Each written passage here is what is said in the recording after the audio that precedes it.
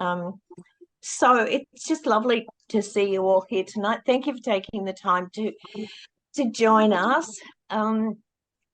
I acknowledge I am hosting tonight's webinar on the land of the Camaragal people who are part of the Eora Nation. I also acknowledge the traditional custodians of the various lands you are on. We pay our respect to the first inhabitants of this nation and the traditional custodians of the land on which we live, learn, and work. We recognise their continuing connection to land, waters, and sky, and pay our respects to elders past, present, and emerging. Their lands have never been ceded. Just before I introduce our first speaker, if anyone would like to participate in protesting the Everest horse race and the Melbourne Cup, can you please send us an email through to sydneyhq@animal-lib.org.au. The Everest is to be held at Randwick and is touted as the world's richest race on turf and will be held on Saturday, the 14th of October. The protest for the Melbourne Cup will be on Tuesday, the 7th of November. So if you feel like being a bit active and making your voice heard against these awful things, you will be very, very welcome. Thanks for that. And tonight I am so pleased that our first speaker is Lisa Ryan, who is our Regional Campaign Manager, and she will update you on our rodeo and puppy farm campaigns. Thanks, Lisa. Over to you. Thank you, Linda. So tonight I'm going to cover both rodeos and the work we've been doing and some of our plans, and also some of the work we've been doing on puppy factories. And we've had some success on puppy factories, but we're still in there fighting hard. So just to let you know, these aren't in-depth presentations. There's not enough time, and Linda will be cranky if I go over my time. I always talk too much, so I've got to be very well timed tonight because we do have some other wonderful speakers.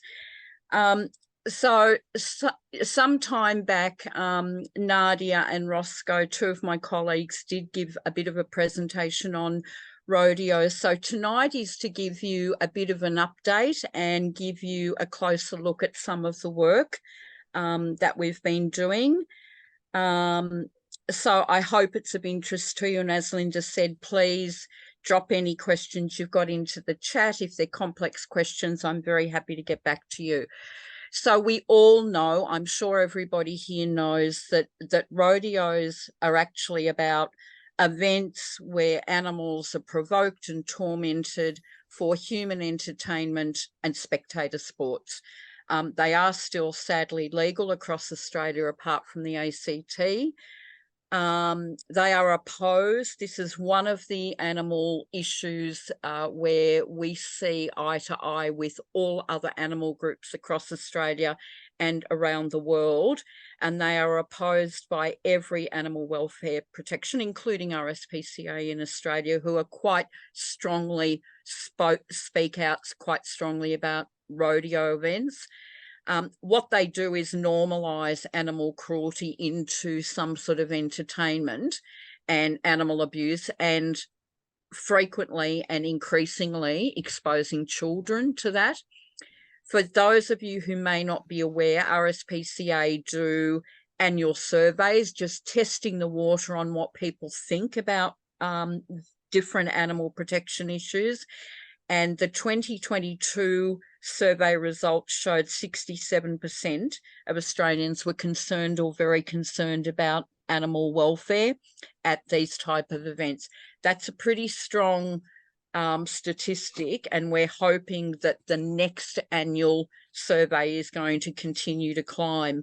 More recently, a survey was done with the Canadian public, and that showed over 2/3 of Canadians being against these events. So we are making some progress. So what these events aren't is best practice with stock management where low stress handling is valued. That's important because increasingly farmers and animal producers are speaking out about these events because they see them as being a negative reflection of people handling animals. Rodeo events also do not recognise the sentience of animals and evidence vet science, and that comes up time and time again. And it doesn't recognise what's going on around the world, which includes increasing bans across areas in the United States and also parts of Europe. And this is continuing. There's a big push in a lot of countries around the world, including New Zealand, where we've seen quite a bit of progress. There are 3 overriding bodies that I guess are the organisers of the rodeos we have across Australia and including in New South Wales. So that's the Australian Professional Rodeo Association, the Australian Bushman's Camp Draft Rodeo Association. That second group is the group that oversaw the Moruya rodeo that we have exposed, and the National Rodeo Association. The participants include adults, male and female, juniors and children.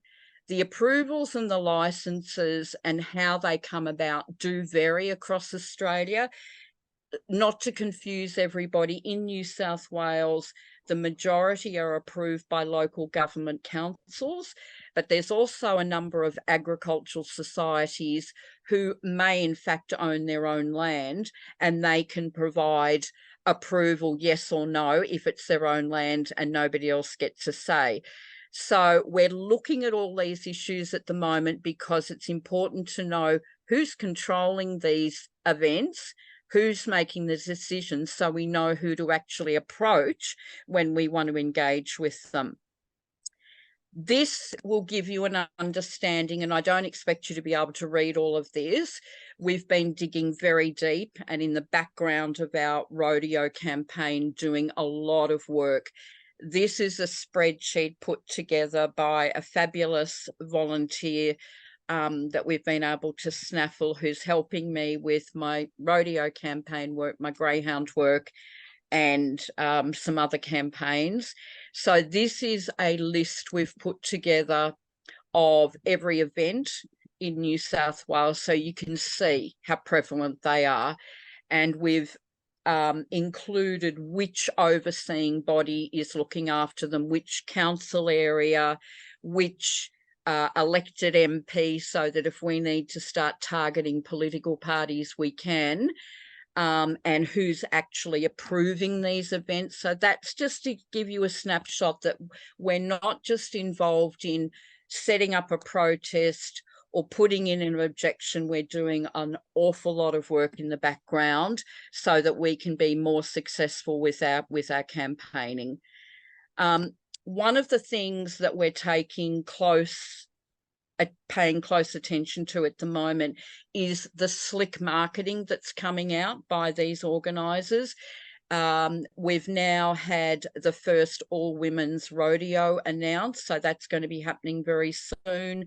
In the recent Mount Isa rodeo in Queensland, which is the richest event across Australia, we had the first Indigenous rodeo happening in between all the other events. I expect these type of things are going to continue to happen. They're also increasingly bringing children into these events to make it more palatable, I guess. And more they're trying to buy a social license by donating a hunk of what they get at these events from the ticket sales to the local charities, so the local Red Cross or the local hospital, etc. Again, buying the social license.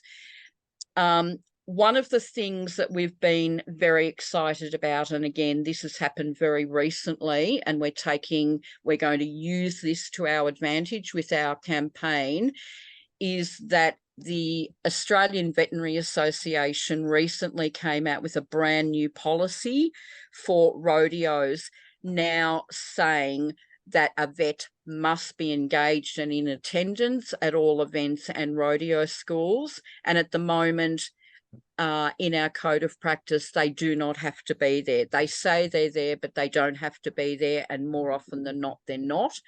The ABA has come out not supporting calf, rope and tie events. That's big.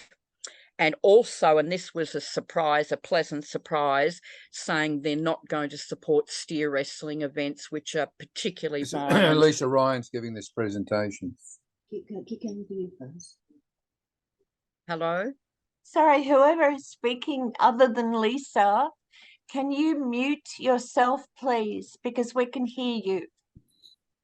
Sorry, Lisa, go on. Okay, so they only support the use of electric prodders as a last resort where a human's at risk or an animal's at risk. Now, an example of that would be if a bull or a horse had gone down in the chute before they'd released it, and using an electric prodder and they were thrashing around and they were at serious risk of breaking their neck or snapping their back, and an electric prodder was the only way to get them standing up to get out of the chute. That's the only way, the only time AVA are going to support it. And they're also supporting implementation of national laws and codes of practice, because at the moment across Australia we have state-based legislation. They're all different and they're all woefully inadequate. Other things we've been doing, as well as doing a deep dive into who's running these events, how can we start targeting them, is raising awareness in our social media. You would have noticed that we've been recently promoting a New South Wales e-petition calling for an end to rodeo events. If anybody, you do need to be New South Wales residents to sign that. If you haven't signed it as yet, please do. It's going till November. The one of our supporters, and a woman I know who's worked very hard on rodeo events, has gone to a lot of trouble putting this up and promoting it, and we need to try and increase the numbers before the cut-off dates. We're also been working with other councils, including Tweed Shire. We've been running peaceful protests, and you can see the image there is our from our Newcastle event. We've also been collaborating with other like-minded organisations, including Animal Lib Queensland.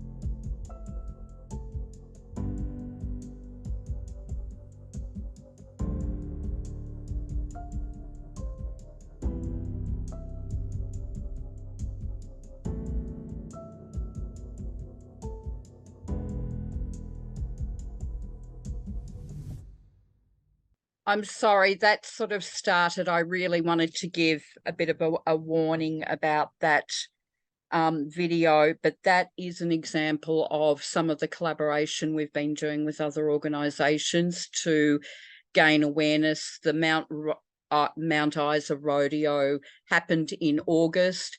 It included a number of street stalls. There were a number of celebrities involved. It was the 100th year anniversary, and we thought we need to be saying something about this event. And unfortunately, Prime Minister Anthony Albanese attended. making some positive comments about rodeos.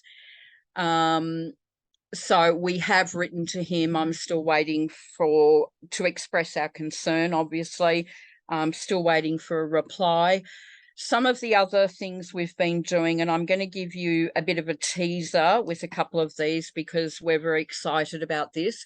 We've been lodging a lot of GIPPers. For those that don't know what a GIPPer is, it's like a Freedom of Information. It's the New South Wales equivalent. And we've been lodging GIPPers with Eurobodalla Council about the Moruya Rodeo and what's gone on in the background. We also lodged GIPPers to access the submissions made by the managing bodies and the rodeo people themselves. They, of course, refused. We did get the information in the end, and we are going to publish that. We also lodged a GIPPer with RSPCA New South Wales, and to my great delight, we were able to access information from them too, and that relates specifically to the 10 to 12 hours of footage we collected from the Moruya New Year's Day rodeo, which we sent to RSPCA for investigation. And I had been chasing them for many months, asking what they'd done with that footage, had there been any charges. So the GIPPer responses I've now received back have given me all of that information, and we're going to release that very soon. What is important to say is that it's the first time these sort of results have been achieved, and they've been achieved because of the footage we captured. And it's probably the first time anybody has been able to go back to a rodeo group and say, this is what you said about caring for the animals. Here is the proof that that didn't happen. So we're excited about that. We've also been lodging GIPPers with New South Wales Department of Primary Industries to find out about how long ago they've reviewed any of the legislation. The Code of Practice is supposed to be reviewed every 2 years and updated. It hasn't been. And the GIPPer information we've got from the New South Wales government now is going to allow us to go out and provide all of you with a whole lot of information too. So that's, again, part of the background work. What's next? Once we release our GIPPer information, we're going to be calling for council to do a review of approving the Moruya licence for another period of years. We're also in the process of going out in writing to the sponsors of the Moruya Rodeo. How we're also developing tools for all of you and the public in general about how they can engage with their local council, so that if there's an event coming up, they can write to the council and ask them to review their policies on using animals for entertainment. They can go to we'll provide tools where you will be able to go to the local agricultural society and do the same. We've got in the bottom corner there, you can see we've got a pledge going, I won't support animals in entertainment. That's something else, Nadia. Maybe if we can pop that in the chat too. We would ask you to sign that, as well as the e-petition. How am I going for time, Linda? Well, you are such a great speaker, Lisa. So let's continue on. Okay, I'm going to go quickly through, because there's really the work we've been doing on the puppy farms. We have sent out updates to everybody, so there's not too many people who don't know that we were successful in achieving a unanimous refusal for the Chris Lewis Find a Frenchie French Bulldog facility on the Central Coast. and that we had been working on that campaign for 2 years, supporting the locals who've been putting up with this facility for 4 years. What we've that will give you an idea, and this guy is still obviously in business, and you're not misreading the amounts that he's selling some of these dogs for. Not all of them go for those exorbitant prices, but he certainly is making a lot of money. And just because we've won a unanimous refusal on his development application doesn't mean for a minute that he's going to go out of business. We're just going to have to keep watching him, basically. Just quickly, we won the unanimous refusal because we put a lot of work into ripping to pieces his planning application. And that's how you have to attack planning law. You can, obviously, we spoke about the welfare of the dogs. We spoke about public interest. But if you want to win a planning matter, you have to attack it by using the planning law to the best of your ability. So we basically said he didn't address what he needed to address under planning laws, that there was no planning merit, that throughout the history, he had continually breached consent conditions that had been applied by the local council, and that council had provided proof that they couldn't monitor this setup, and they certainly had failed to take any enforcement action. The council report going back to August was littered with errors, and even 2 days after they released it, it was about 190 pages, and we had read it, we had to go back to council and say, you've got the wrong development application number in this report. You've missed a whole lot of information, and they did miss a whole lot of information, including complaints diary and noise diary that have been put together by the locals, which are the most professional and well put together documents I've ever seen in terms of noise diaries. It listed something like 500 breaches. That can tell you what the locals have been putting up with for a 4-year period, or had been. Now, this is what I want to explain to people. These kennels, these outside kennels along here, and all of this fencing was erected by this proponent during a trial period for 15 months. So from our perspective, none of this is lawful. There's also a massive number of what they call night kennels inside a huge shed further away. This is quite a decent sized property.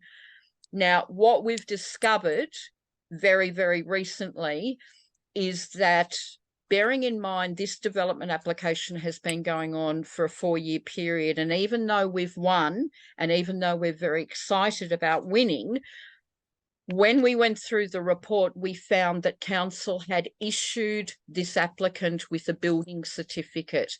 That complicates the whole situation. So back in 2020, when he was still in the trial period, council refused to give him a building certificate because they said, you're not approved, the report hasn't been done, you haven't complied with things, you keep building things without permission. So all of these wooden fences here have been built without any consent whatsoever. These kennels and the night kennels were built under a trial period.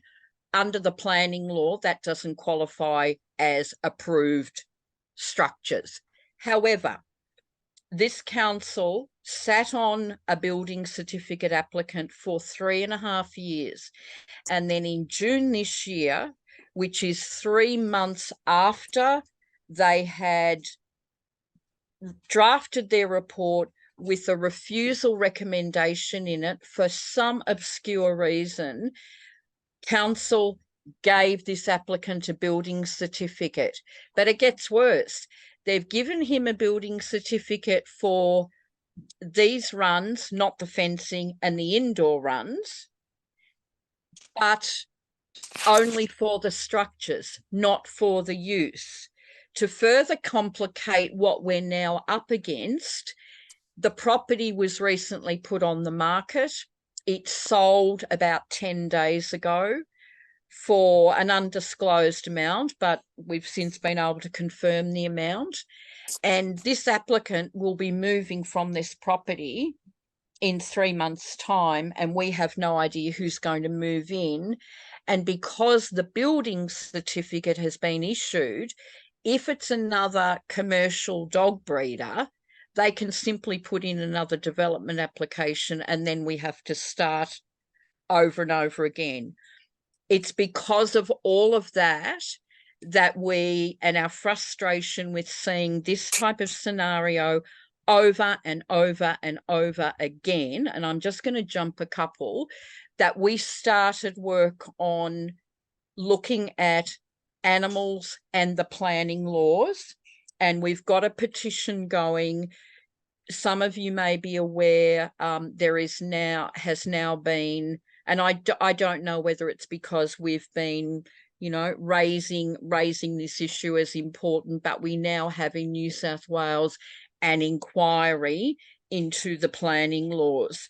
So very soon you're going to be getting emails from myself and Alex, and see lots of social media from Nadia saying, here is a submission guide for you. The only way to tackle this, not just for puppy farm dogs, but for pigs in factory farms, for cattle in feedlots, for animals in slaughterhouses.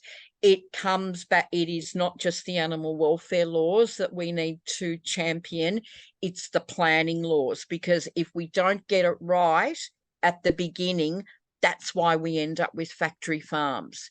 So I'm gonna stop there, Linda, because I've obviously gone over again. I'm sorry for the other speakers. Happy to answer any questions at the end of the session, or take any email questions from anybody. Oh, Lisa, that was amazing. It's in my head around all of these bylaws and government laws, and it's the intricacies. You have eagle eyes when it comes to plucking out, you know, anomalies, and yeah, your work is absolutely stunning. Thank you so much. And while you've been speaking, the chat box has been filling up, but we will leave it until the end.